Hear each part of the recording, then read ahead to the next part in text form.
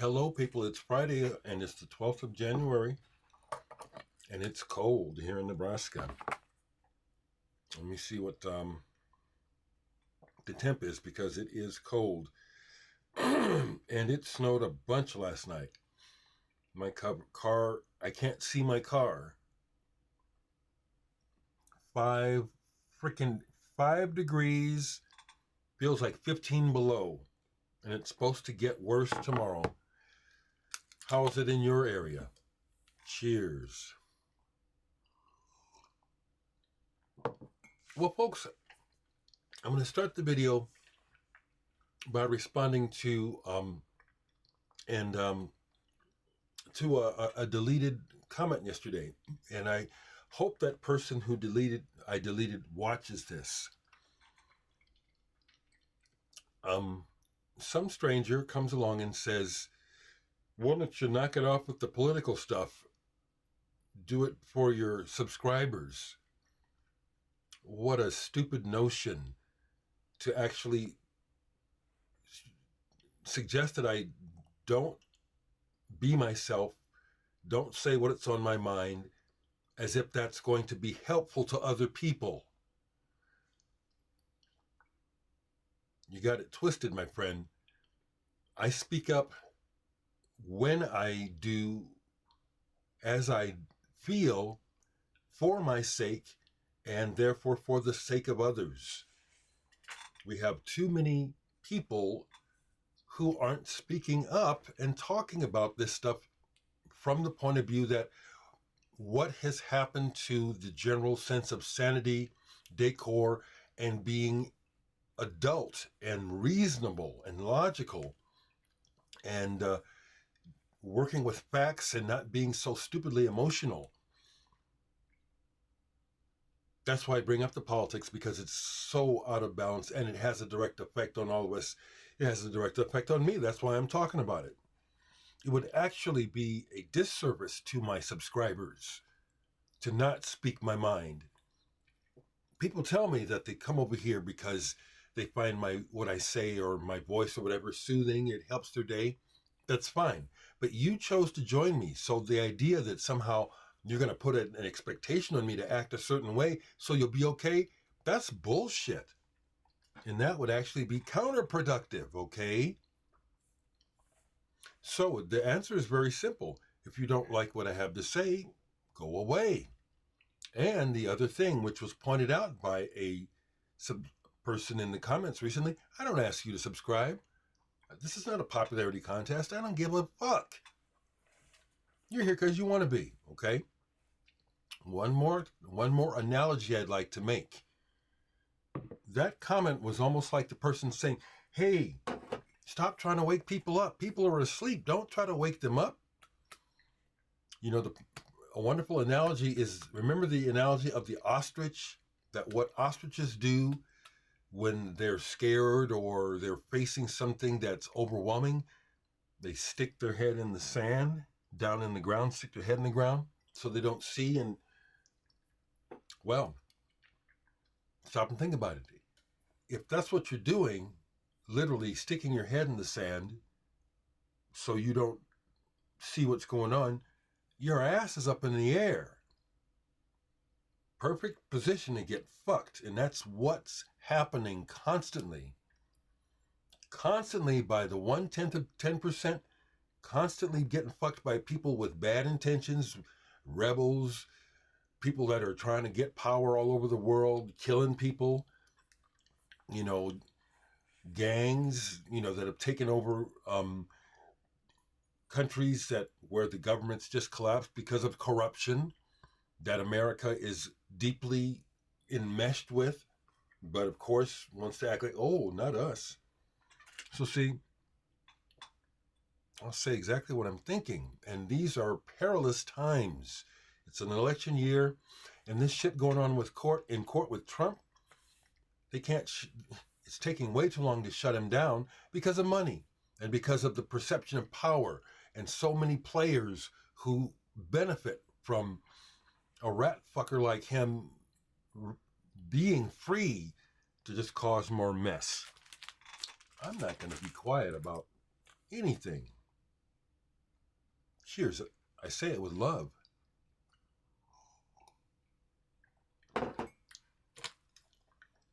fact that people keep coming over here every now and then trying to shut me up and tell me to be quiet means that I'm doing something right. Okay. So, some music for you, if you're still with me. And bless you if you are. I bought this used last year, and I've showed it a few times. I really like this. Played this last night. The Love Invention, Alison Goldfrapp. She's singing about love and sex and stuff, and that I don't care about. I love the tracks. I like her voice, too. She does have a very pleasing voice. But the tracks, I really like the production on this album a lot. And it's already inspired a new track of mine.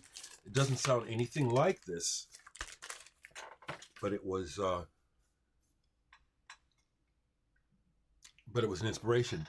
And in the comments, someone just posted that they recognize where I used a sample from After the Rain, you know. And of course, you don't post those things because I try to use a small enough snippet that if they wanted to claim copyright, it's less than however many seconds.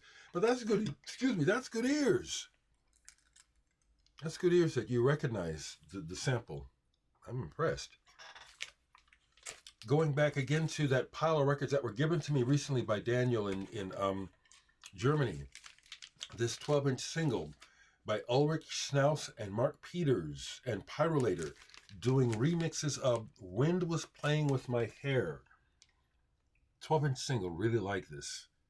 Played it a couple times for pleasure and then to dissect it, to try to understand what I'm listening to try to incorporate more some of those aspects into what I'm doing.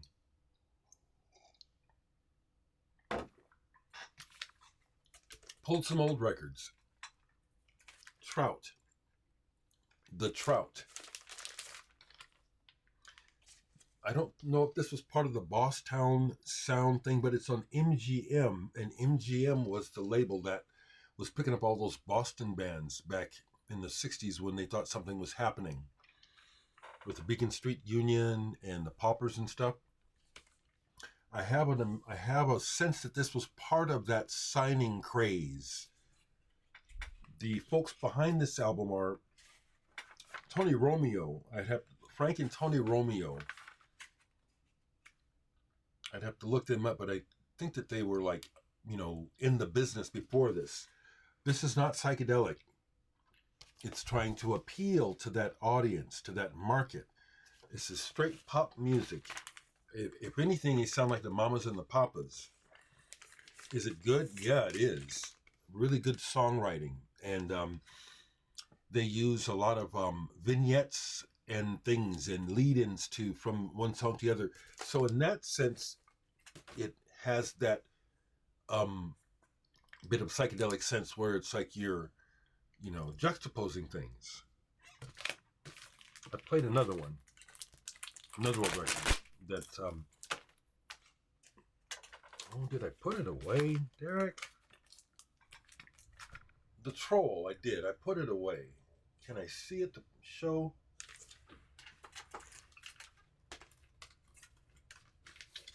Here it is, yeah. So here is another one from I think about 1970, The Troll animated music. I got this not that long ago, and it's in really good shape. So rather than splitting out the cover, putting the record on the inside and out, which is why a lot of the real nerdy collectors do this with all the records, I'm doing it with this one and some other records, because as time goes on, the covers are delicate. But if I did this with all of the records, it would double the space, and I'd really be out of space. This is one of those bands where they're moving out of playing soul music or attempting to play soul music into something else. And it's interesting. They don't sound like anybody else. It's a cool record. This was pulled, but I haven't played it. But it has one of my favorite songs on it. Love Is All Around by the Trogs. When that was on the radio back when I was a kid, it entranced me. The song literally did. I would just like get swept away by the strings and the melody. Good song. Trogs, good band. Yesterday was the year anniversary, unfortunately, of Yukihiro Takahashi's passing, and I was struck by the lot of posts on in the music groups yesterday. A lot of love for Takahashi, also on Instagram, not Instagram, but on Twitter. I'm still on Twitter. So I played this Wild and Moody. Takahashi was the member of YMO who almost broke through in America before Sakamoto, and his band Sadistic Mika Band went over and toured with Roxy Music, if I understand correctly, in England before any of the other members of YMO did something like that. This is wonderful stuff. Bill Nelson is on here. He does a real cool version of Neil Young's song Helpless on here and makes it his own. This is a really good album. Wild and Moody. So Guy, if you see this, Guy, I will invite you to have a conversation on the channel here soon. It's really not on my radar right now to do interviews, but you posted yesterday on Facebook that you had just recently discovered this album. This is a masterpiece. Michel Colombier, Wings. Now here's one that I give credit to my older brother, James. Usually it was me turning him on to stuff. I don't know how he knew about this album, but my brother James knew about this album, bought it when it came out in 1971, and blew my mind. This is orchestral. It's a concept album. It's a magnum opus. It's huge. You know, the scope of the music, the writing, and the way that he's assembled the people to play, it works. And it's a big, this is amazing. Michel Colombier, Wings. There's a song on here that my brother James, I love him.